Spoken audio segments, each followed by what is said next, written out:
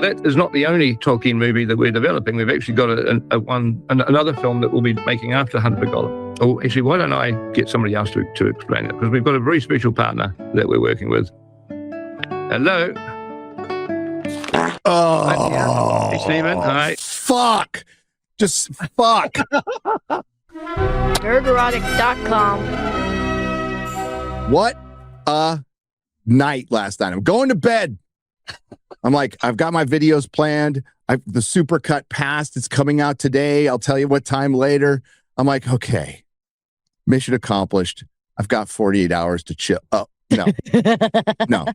Hollywood decides, like, we need to come up with the worst idea we've ever come up with in the 21st century, probably in the history of Hollywood. And Warner Brothers is like, Amazon's stealing a little bit too much of our thunder with the Rings of Power. We need to figure out a way to outsuck them. And they did it. They have done it. Holy shit. Stephen Colbert is going to be writing a Lord of the Rings movie. No! I had to check. I'm like, it's not April 1st. And I just like, this timeline sucks. I blame CERN. I've always blamed CERN. We got sucked through a micro black hole into the fucking retard universe. And here we are. My response to this whole thing is, what's your favorite movie that Stephen Colbert wrote? What was the movie that he wrote that convinced you that Stephen Colbert could write a Lord of the Rings film? What was his previous experience? I'm going to his IMDb right now, Chris. This is writer. So 66 episodes of his own shit show. The God's Honest Truth with Charlemagne the God. Late Night with Stephen Colbert, Our Cartoon President, Daryl Gorn. Too Funny to Fail, Emmy Awards, Stephen Colbert Live, Election, Democracy's Dead Because You're a Fucking Hack, 38th Annual Kennedy Center Honors, Indecision, 2004. I don't see any movies. I see TV. Well, that convinces me this movie will have a lot of good jokes. It'll be joke film. Yeah. So here we go. We're getting right into it. Hi, everybody. I thought it was time to give you all a Hunt for Gollum update, the first of many that we'll do, little blogs along the way. And Andy Serkis has been busy designing the film. He's going to direct it and obviously play Gollum. We've got a lot of the old team back again, familiar faces and some new faces. But Andy's doing a terrific job. It's looking amazing. The script is coming together really well, and I think it's going to be a really good film. But that is not the only Tolkien movie that we're developing. We've actually got another film that we'll be making after Hunt for Gollum. So I thought I should tell you a little bit about that. Oh, actually, why don't I get somebody else to explain it? Because we've got a very special partner that we're working with, and you can see for yourself. Hang on. There we go. Hello. Oh, hey, Stephen. Hi. Fuck. Just fuck. Jesus Christ. This is so fucking cringe and stupid. Hey, let's get the guy who's being fired because nobody fucking watches him. Oh, he's a big fan of... You know what? I'm a big fan of Lord of the Rings. I shouldn't be writing shit. This fucker has been a political propaganda fucking mouthpiece for the Unistate. Absolute fucking shill for Pfizer and for the vaccine. Like, what the fuck are we doing here? Was there anybody at Warner Brothers who goes, optics-wise, this might not be the best idea? I wonder if his politics is going to seep into it at all. It can't not. It seeps into absolutely everything. How are you? How are you doing? Good. I like all your talking stuff on the wall there. That's that's. Oh, thanks. This is just part of the collection. So I was just explaining to the folks about the next Tolkien movie after Hunt for Gollum, and the fact that we've partnered up with you to develop the script. So yeah, I'm pretty happy about it. Should I tell people what the story is? As much as you want. Yep. Be ready for what you're about to hear if you don't know what this movie is going to be about. By the way, I think the title of the movie is Shadow of the Past, but they're not covering the chapter Shadow of the Past because that is the Hunt for Gollum. You gotta be fucking kidding me, right? David Ellison, I know you're watching. stop this now. Put a stop to this right now if you know what's good for you. If you give a shit about the Lord of the Rings brand, obviously Peter Jackson doesn't give a shit about his legacy right now. Yep. I will, as much as I can. You know what the books mean to me and what your films mean to me. But the thing I found myself reading over. Tolkien would hate your politics. He would hate what you did. And this is part of the reason they're doing this. And you can't convince me otherwise. Lord of the Rings, Silmarillion, all the works of Tolkien are perceived as right-wing media by many within Hollywood. And they feel like they'll need to change it. They'll need to subvert it, to modernize it. That's why they got this clown. And were the 6 chapters early on in the Fellowship that y'all never developed into the first movie back in the day.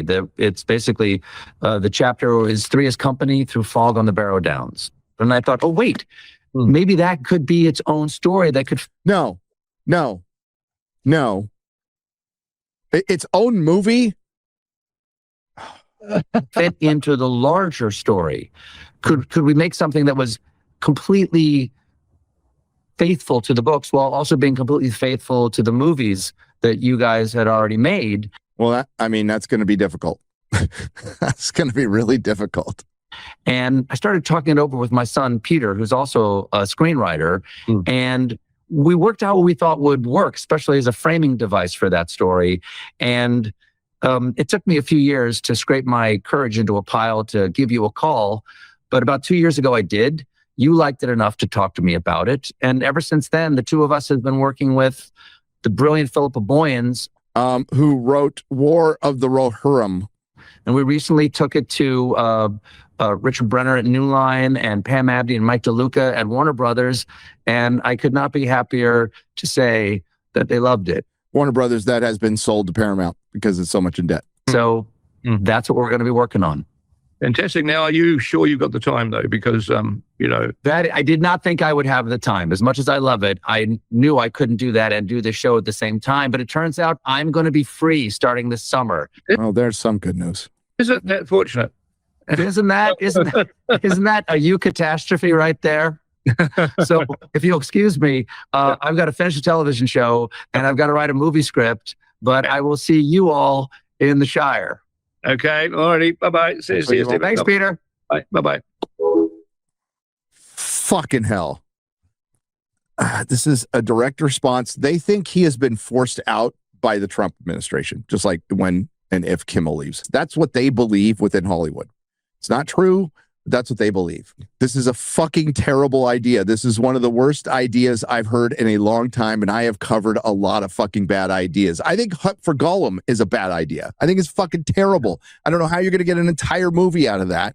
And then you're recasting Aragorn. It's going to look stupid. And by the way, these are supposed to be side adventures that take place in Peter Jackson's Lord of the Rings. And they're not going to fit because you're going to have to de-age everybody. They ain't looking young, especially Sean Astin. He's going to have to lose like 75 pounds. I think all this does is diminish the brand. Yes.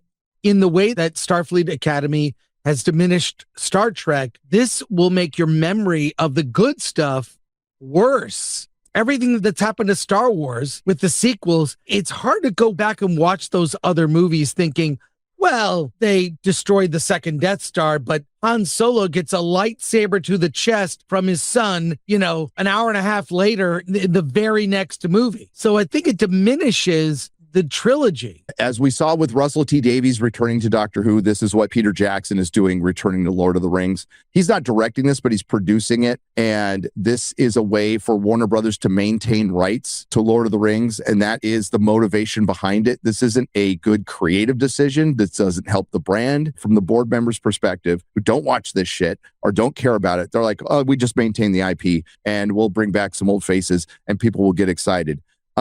It will diminish the brand. It will absolutely diminish the brand, just as the Disney trilogy diminished the Star Wars brand, and Kurtzman Trek has diminished the Star Trek brand, and Russell T. Davies returning to Doctor Who has diminished his reputation and Doctor Who's brand, to the point where all three of those are pretty much fucking done at this point. And this also shows the creative bankruptcy of Hollywood. They don't have it anymore. Do you think Peter Jackson would have done this 10 years ago? Hell no. He would have said no.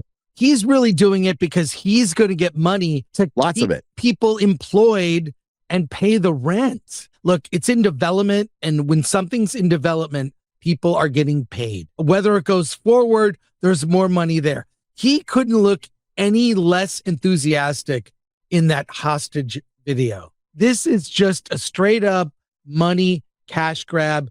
You know, listen, Christopher Tolkien famously hated Peter Jackson's Lord of the Rings, and I'm pretty sure his father, John Ronald Reuel Tolkien, would have hated it too. But this is going to be so much worse. It's a cash grab. Its motivation is maintaining rights, and I wouldn't put it past Warner Brothers wanting to stick it to Amazon because they put Tom Bombadil in Rings of Power Season 2. So you have these competing giant corporations, one that's being sold, just completely fucking destroying Lord of the Rings. And we've already seen Warner Brothers act on it with the War of the Rohirrim. They turned one of the best tales from the appendices and turned it into a girl boss story. You know, your basic bitch girl boss story. An unnamed woman was made prominent instead of like telling the story of Helm Hammerhand, which would have been great.